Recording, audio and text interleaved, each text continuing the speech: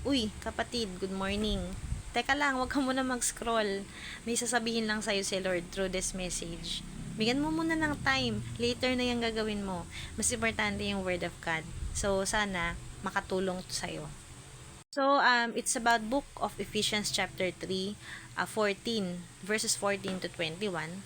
And this says, "For this cause I bow my knees unto the Father of our Lord Jesus Christ, of whom the whole family in heaven and earth is named, that he would grant you, according to the riches of his glory, to be strengthened with might by his Spirit in the inner man, that Christ may dwell in your hearts by faith, that you, being rooted and grounded in love, may be able to comprehend with all saints what is the breadth and length and depth and height, and to know the love of Christ, which past knowledge, that you might be filled with all the fullness of God." Guys, napakaganda naman ito. Verse 20, "Now unto him that is able to do exceeding abundantly above all that we ask or think, according to the power that works in us, unto him be glory in the church by Christ Jesus throughout all ages, world without end. Amen." So, si Apostle Paul, um, ang purpose niya dyan is to pray for the believers in Ephesus. And he is revealing himself as a servant of God, preaching the gospel. And of course, napaka-intentional niya to really share the gospel. And he also encourages those new believers to be strong in the Lord. Na talagang i-grasp nyo yung pagmamahal ng Panginoon sa inyo. Para yung faith nila ay mag-grow talaga. Kasi ang foundation kasi ng isang genuine faith, kailangan mong maintindihan talaga yung karakter ng Diyos, yung katangian ng Panginoon, para mo talaga ma-practice yung faith. Kasi how could you have faith in someone or something that you don't trust? Na alam mong hindi naman trustworthy, hindi mo naman kilala.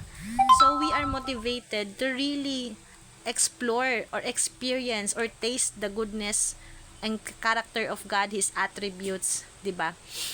Dwell sa heart si Lord, meaning talagang nasa puso mo siya in every day of your life. Talagang you are living out your faith, you are living out that you have a relationship with Him. Nagmamanifest talaga yon, nag-grow ka. At maintindihan natin, sabi dito, verse 18 na, gaano kalawak yung kalalim yung pagmamahal ng Panginoon sa atin. Nakakaiyak tong verse na to.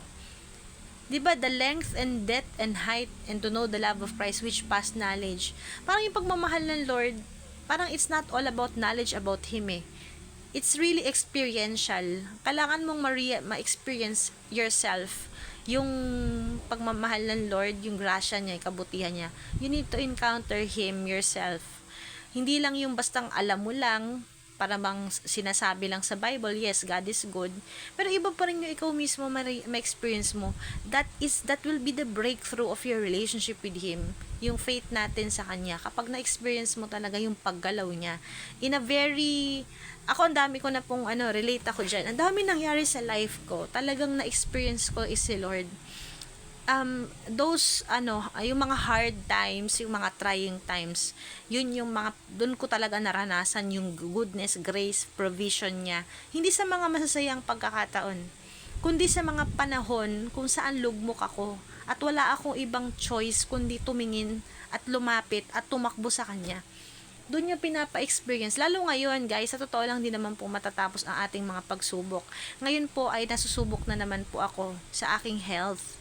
Alam nyo naman po, some of you, you know about what happened to me a month ago, that I had a miscarriage, naraspa po ako, and of course, I'm still undergoing, nandun pa rin ako sa healing process, physically, mentally, emotionally po, postpartum. Tapos sumabay pa po bumalik po yung aking acid reflux, yung aking esophageal reflux disease. So, I'm struggling, konting kain ko, bloated, dighay na dighay, di makahinga, nagpapalpitate ako, tumataas yung BP ko, sumasabay pa yung anxiety ko. So, lahat na lang, parang sabi ko, grabe talaga yung enemy, no? Alam niya kasi pag talagang hindi kanya mapatumba, alam niya kasi na if someone is really strong in the faith, yun talaga yung titirahin niya. Pero, ganun pa man, sa pamamagitan po nito, nagpapasalamat ako kay Lord. Pinapractice ko yung heart of gratitude in everything. Na kahit po napakahirap ng kalagayan, situation namin, tapos bukod pa dun, stress din ako dahil sa bahay nga. kasama ko yung brother ko eh. Kaya nga praying din kami ng husband ko na makabukod kami kasi yun nga parang para rin sa peace of mind, peace of heart, and sa aking physical health din. Kasi pag stress talaga, ang dami pong sakit na naglalabasan. Yan ang ultimate na source ng lahat ng sakit ng tao, stress talaga. Tuto ako magpasalamat. Even dun sa mga negative things kasi sa pamamagitan noon, doon mo ma-experience talaga yung pagkilos ng Panginoon sa situation. 'Di ba? Doon siya na ma-magnify sa mga times na mahina ka, sa mga times na you don't know what to do. Lord, paano na 'to? So, talagang you will really depend on him. 'Di ba? You will learn to trust him fully to the lalo na yung mga uncertain moments, lalo na yung mga hindi mo alam gagawin mo. So, yun nga. Tapos yung verse 20, nung sabi nga nito, now unto him that is able to do exceedingly abundantly.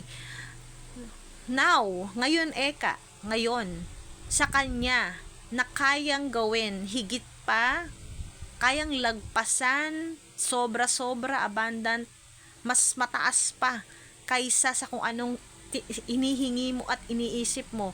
Grabe, no? Kung ikaw kaya mong hingin yung pinaka-best from him, he can give you extremely the very, very, very, very bestest, ganyan.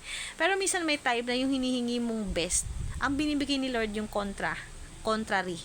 'Di ba? Doon ka magtataka kung ano yung hinihingi mo, ibibigay niya yung opposite ng hinihingi mo.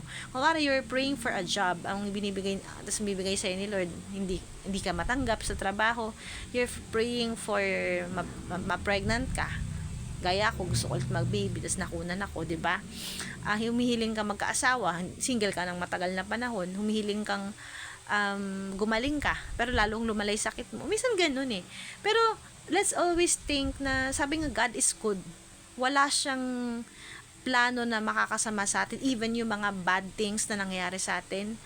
Kung iyong perspective mo is a-align mo into God's perspective, you will iisipin mo, it takes really a mature faith to really proclaim na, okay Lord, kahit ganito nangyari sa akin, you are still good. I still trust you. I still love you. Even in this moment, nahihirapan ako, na hindi mo isinasagot yung prayer namin, we know that you have a better plan. Natuto akong maging matured sa faith dahil sa lahat ng pinagdaanan ko. Guys, huwag kayong matakot sa mga pagsubok.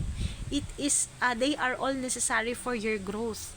Kasi nga sabi nga, ang focus ni Lord is not our comfort but our character growth.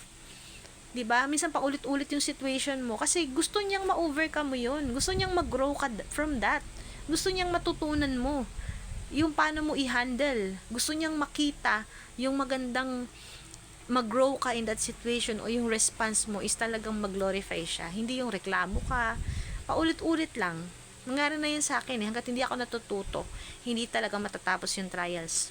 So, this is I want to motivate you to really be strong. And sa mga pagsubok na pinagdadaan, hindi ko minamaliit kasi lahat tayo, ako alam ko yan, lahat tayo dumadaan sa mabigat na pagsubok. Hindi ko pwedeng sabihin mas mabigat yung pagsubok ko, ganyan. Lahat po tayo pantay-pantay, lahat problema ng tao. Pero, ang problema ng tao, lumalala yan, depende sa kung paano mo i-take. 'Di ba? Kung ano mas palalakihin mo, si Lord o yung problema mo. Pag mas malaki si Lord sa buhay mo, mas maliit yung problema mo. Pero pag mas mataas, mas malaki yung problema mo kaysa kay Lord, talagang pag mas malaki yung problema mo, mas maliit talaga si Lord. Hindi siya makakilos sa buhay mo. So, guys, let's allow God to really be in full control of our lives. Let Him be bigger than beyond anything, di ba? Sa mga takot natin, sa mga fears, sa mga problems. Walang hindi kayang gawin si Lord. So, ang sarap magkaroon talaga ng relationship with Him. Everything, kahit nahihirapan ka, you know that hindi ka pababayaan ni Jesus. Nandiyan siya lagi for us. And He promised that in His Word. He will never leave us nor forsake us. So, unto Him be the glory forever. Kasi nga napakabuti ng Lord. So, I hope na this has been an encouragement to you. And let's pray for each other also. And let's be strong till the end. Kapit, kahit ano mangyari guys. Laban lang. Bye. God bless.